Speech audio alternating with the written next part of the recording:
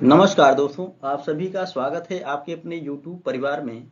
दोस्तों, आज हम लोग इस वीडियो में एसएसटी के महत्वपूर्ण प्रश्नों पर चर्चा करने वाले हैं जो कि आपकी परीक्षा की दृष्टि से बहुत ही इम्पोर्टेंट होने वाले हैं। दोस्तों अगर आप चैनल पर नए हैं तो पहले चैनल को सब्सक्राइब कर दें और बेल आइकन को प्रेस कर लें, जिससे कि हमारे आने वाले सभी वीडियो का नोटिफिकेशन आपको मिलता रहे।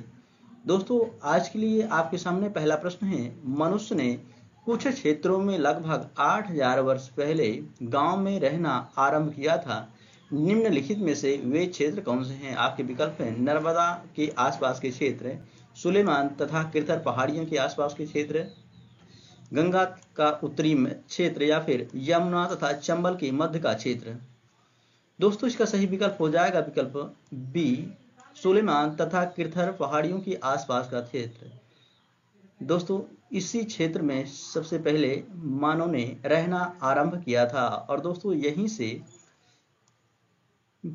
जौ और गेहूं के एक साथ उगाने के साक्ष्य भी मिले हैं और यह प्रश्न जनवरी में पूछा गया था।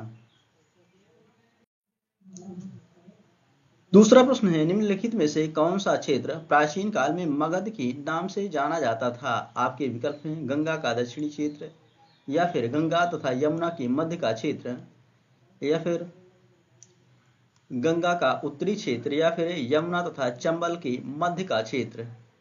दोस्तों, इसका सही विकल्प हो जाएगा विकल्प ए, गंगा का दक्षिणी क्षेत्र जो है प्राचीन काल में मगध के नाम से जाना जाता था। दोस्तों, यह 6वीं शताब्दी ईसा पूर्व में मगध जो है 16 महाजनपदों में सबसे शक्तिशाली जनपद हुआ करता था और इसकी राजधानी जो थी वह गिरिब्रज या राजगृह हुआ करती थी। तीसरा प्रश्न है दोस्तों, प्रदीप्त वृत्त क्या है? आपके विकल्प हैं वृत्त जो ग्लोब को दो भागों में विभाजित करता है। नहीं, ऑप्शन बी है वृत्त जो ग्लोब पर दिन को रात से विभाजित करता है उसी को कहा जाता है प्रदीप्त वृत्त। इसलिए दोस्तों इसका सही विकल्प हो जाएगा विकल्प बी, प्रदीप्त वृत्त जो ग्लोब पर दिन को रात से विभाजित करता है उसको प्रदीप्त वृत्त कहा जाता है। चौथा प्रश्न है, निम्नलिखित कथनों में से कौन सा कथन पृथ्वी की स्थिति के संबंध में सत्य है? आपके विकल्प हैं पृथ्वी की अक्ष एक वास्तविक रेखा है। दोस्तों, पृथ्वी की अक्ष जो है एक काल्पनिक रेखा होता है, इसलिए तो ऑप्शन यहीं पे गलत हो जाता है। ऑप्शन बी है पृथ्वी की अक्ष एक वास्तविक, यहाँ कट जाएगा दोस्तों। ऑप्शन सी है पृथ्वी की अक्ष एक काल्पनिक रेखा है जो इसके कक्षीय समतल से 66.5 डिग्री का कोण बनाती है। जी हाँ दोस्तों, ऑप्शन इसका सी सही हो जाएगा। पृथ्वी की अक्ष एक काल्पनिक रेखा है जो इसके कक्षीय समतल से 66.5 डिग्री का कोण बनाता है। पांचवा प्रश्न है, निम्नलिखित में से कौन सा आखेटक खाद्य संग्रहण के एक स्थान से दूसरे स्थान की ओर घूमते रहने का कारण नहीं है? दोस्तों, आपको बताना है कि आखेटकों के यानी कि शिकारियों के घूमते रहने का कारण इनमें से कौन सा नहीं है? आपके विकल्प हैं एक स्थान पर रहने से संसाधनों में कमी हो जाती थी इसलिए आखेटक घूमते रहते थे एक स्थान से दूसरे स्थान, यह तो सही है। ऑप्शन बी है उन्हें जानवरों का पीछा करना जिनका वे शिकार करते थे। दोस्तों, यह भी सही हो जाएगा। ऑप्शन सी है संसाधनों के लिए अन्य आखेटक खाद्य संग्राहक समूहों से संघर्ष करना, यह कारण नहीं था दोस्तों उनके घूमते रहने का। तो हमारा ऑप्शन यही सही हो जाएगा, सी वाला, संसाधनों के लिए अन्य आखेटक खाद्य संघर्ष समूहों से संघर्ष करना जो है यह कारण नहीं था।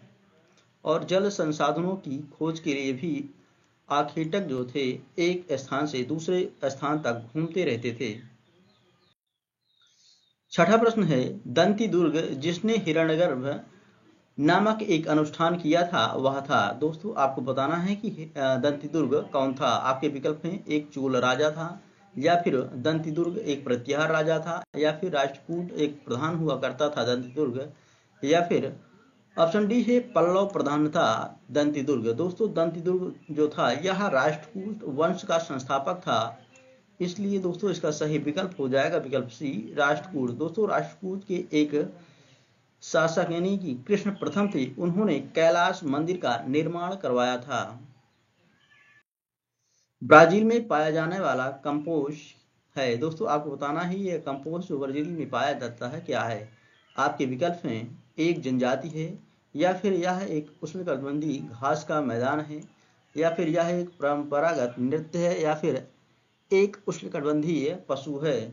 दोस्तों ब्राजील में पाया जाने वाला कंपोस्ट जो है यह एक उष्णकटिबंधीय घास का मैदान है, इसलिए दोस्तों इसका सही ऑप्शन हो जाएगा ऑप्शन बी, एक उष्णकटिबंधीय घास का मैदान।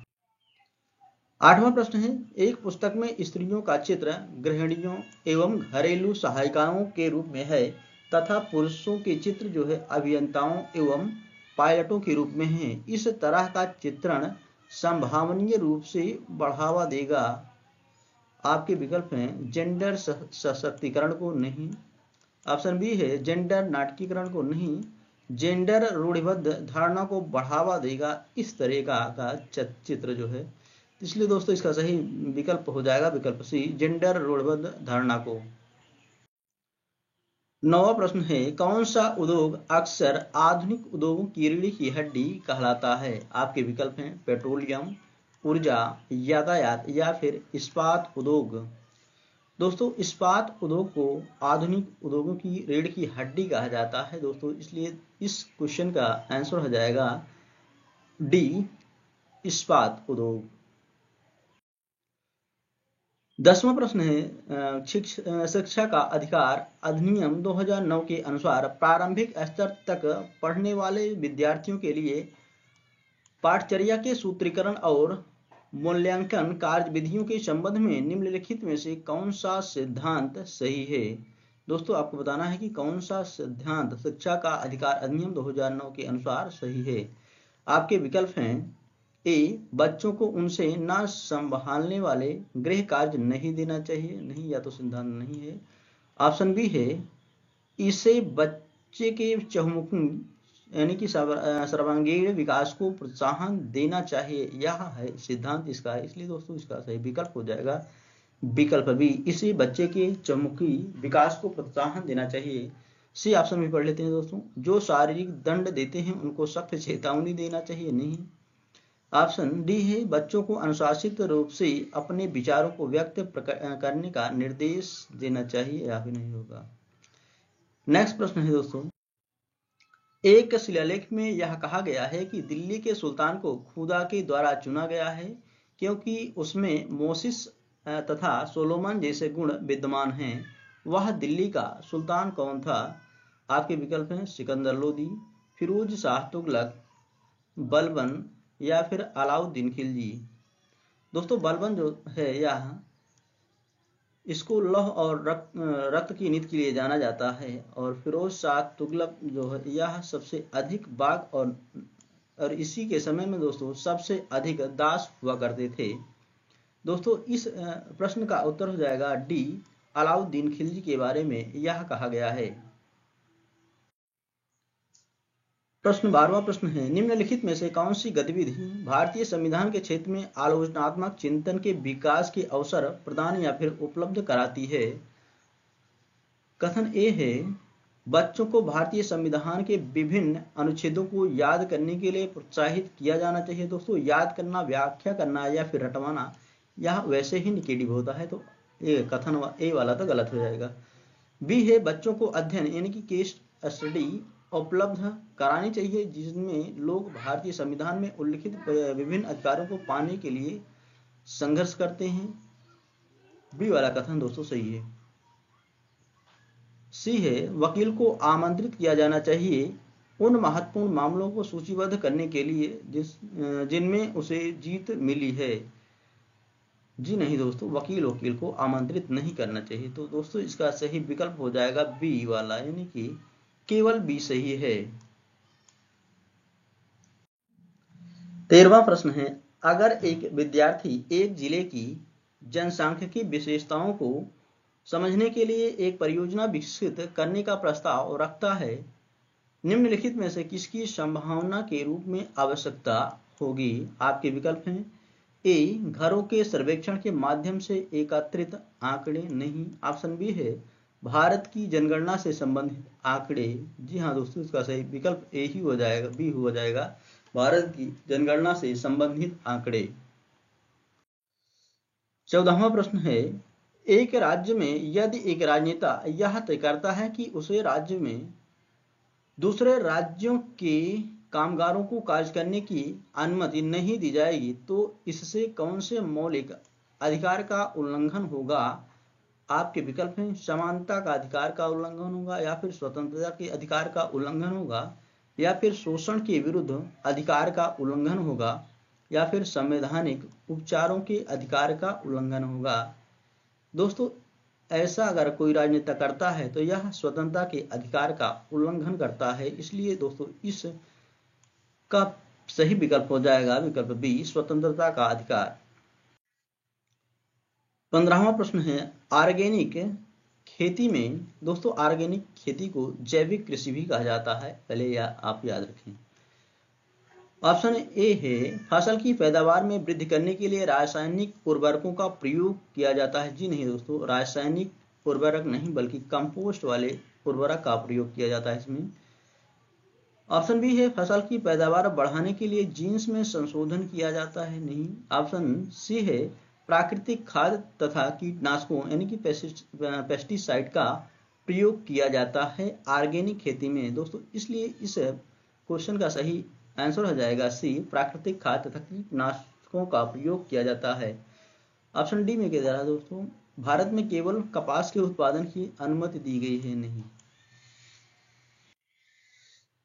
16वां प्रश्न है, पोर्टफोलियो आकलन में आवश्यक होते हैं। कथन ए है, विद्यार्थियों के कार्यों का संग्रह होता है। बिल्कुल सही है। बी है, एक निश्चित अवधि में शिक्षक द्वारा दिए गए कार्यों व परीक्षा पत्रों का संग्रह। नहीं दोस्तों, निश्चित अवधि देकर यहाँ पर गड़बड़ कर दिया इसको। सी है, पोर्टफोलियो में रखे जाने वाले कार्यों वस्तुओं के चयन हेतु एक मानदंड है। और सही विकल्प चुनना है दोस्तों हमें, तो विकल्प बी गलत हो जाएगा, ए और सी सही है दोस्तों। इसका सही ऑप्शन हो जाएगा सी वाला। 17वां प्रश्न है, मानव इतिहास में कौन सा काल सबसे लंबा है? दोस्तों मानव इतिहास का सबसे लंबा काल है पूरा पाषाण काल। 18वां प्रश्न है, यह किसने लिखा है कि रजिया अपने भाइयों से कहीं अधिक योग्य तथा सक्षम थी? दोस्तों रजिया सुल्तान जो थी यह इल्तुतमिश की पुत्री थी और इसका शासन काल था 1236 से 40 तक इसने शासन किया था और यह दिल्ली सल्तनत की पहली महिला शासिका थी। और इसके बारे में किसने दोस्तों, या फिर अल-बिरूनी ने लिखा है, बदायूनी ने, या फिर मिनहाज ए सिराज ने, या फिर ऑप्शन डी जियाउद्दीन बर्नी ने ऐसा लिखा है। दोस्तों रजिया अपने भाइयों से कहीं अधिक योग्य और सक्षम थी, ऐसा लिखा है मिनहाज ए सिराज ने। दोस्तों इसका सही विकल्प हो जाएगा विकल्प सी, मिनहाज ए सिराज। हमारी व्यवस्था में संसद को बहुत अधिक अधिकार प्राप्त हैं क्योंकि ऑप्शन ए है, इसे कानून बनाने की शक्ति प्राप्त है। दोस्तों इससे नहीं है कि संसद को बहुत अधिकार प्राप्त है, कानून बनाने की शक्ति भले ही प्राप्त है लेकिन यह इसका सही विकल्प नहीं है। ऑप्शन बी है, इसे न्यायपालिका को नजरअंदाज करने की शक्ति प्राप्त है। नहीं, बिल्कुल नहीं। ऑप्शन सी है, यह जनता का प्रतिनिधित्व करती है इसलिए संसद को बहुत अधिक अधिकार प्राप्त हैं। इसका सही विकल्प हो जाएगा सी, यह जनता का प्रतिनिधित्व करती है। 20वां प्रश्न है, निम्नलिखित कथनों को पढ़िए। चलो पढ़ते हैं भाई। कथन ए है, सभी लोकतांत्रिक देशों से उम्मीद की जाती है कि उनके पास संविधान जरूर होगा। बिल्कुल सही कथन है दोस्तों। कथन बी है, ये आवश्यक नहीं है कि जिन देशों के पास अपने संविधान होते हैं वे सभी लोकतांत्रिक देश ही होंगे। कथन बी भी सही है दोस्तों। इसका सही विकल्प हो जाएगा विकल्प ए और बी दोनों सही हैं। 21वां प्रश्न है, निम्नलिखित में से कौन सा हड़प्पा का स्थल नहीं है? दोस्तों दिए गए विकल्पों में से हड़प्पा के 3 स्थल हैं और एक स्थल इसमें से हड़प्पा से संबंधित नहीं है। जो संबंधित नहीं है हड़प्पा से उसको आपको बताना है। आपके विकल्प में राखीगढ़ी, दोस्तों राखीगढ़ी तो हड़प्पा का स्थल है, सुतकाकोह भी हड़प्पा का स्थल है, कामेरी वाला भी हड़प्पा स्थल है, जबकि दोस्तों चिरांद एक पूरा स्थल है यानी कि पूरा पाषाण काल से संबंधित स्थल है जो कि स्थित है बिहार राज्य में। तो इसका सही विकल्प हो जाएगा विकल्प डी, चिरांद। 22वां प्रश्न है, कथनों को पढ़िए और सही विकल्प का चयन कीजिए। कथन ए है, सामाजिक विज्ञान पढ़ाना उत्तरोत्तर रूप से जटिल एवं चुनौतीपूर्ण होता जा रहा है। कथन ए बिल्कुल सही है दोस्तों।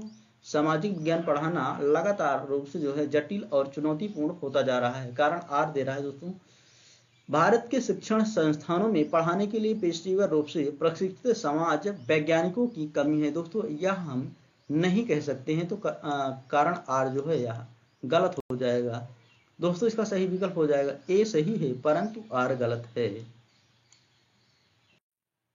23वां प्रश्न है, डैश में प्राचीन शैलचित्र कला मिली है।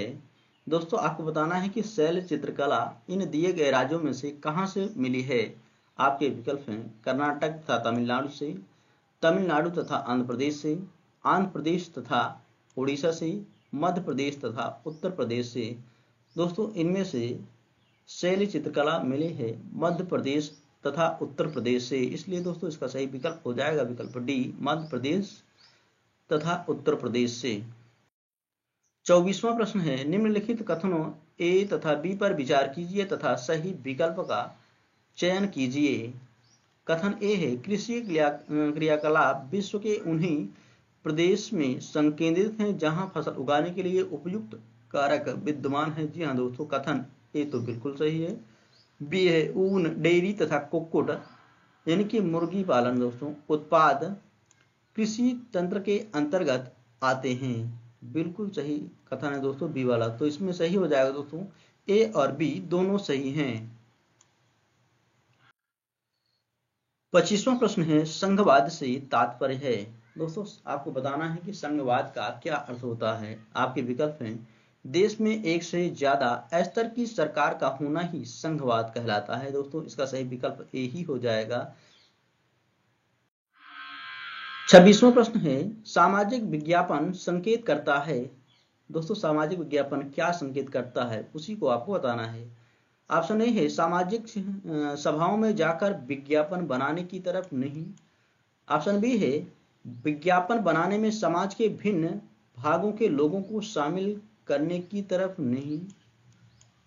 ऑप्शन सी है, सामाजिक संदेश वाले विज्ञापन बनाने की तरफ। जी हाँ दोस्तों, सामाजिक विज्ञापन जो है सामाजिक संदेश बनाने वाले विज्ञापन की तरफ संकेत करता है, इसलिए दोस्तों इसका सही विकल्प हो जाएगा सी, सामाजिक संदेश बनाने विज्ञापन बनाने की तरफ।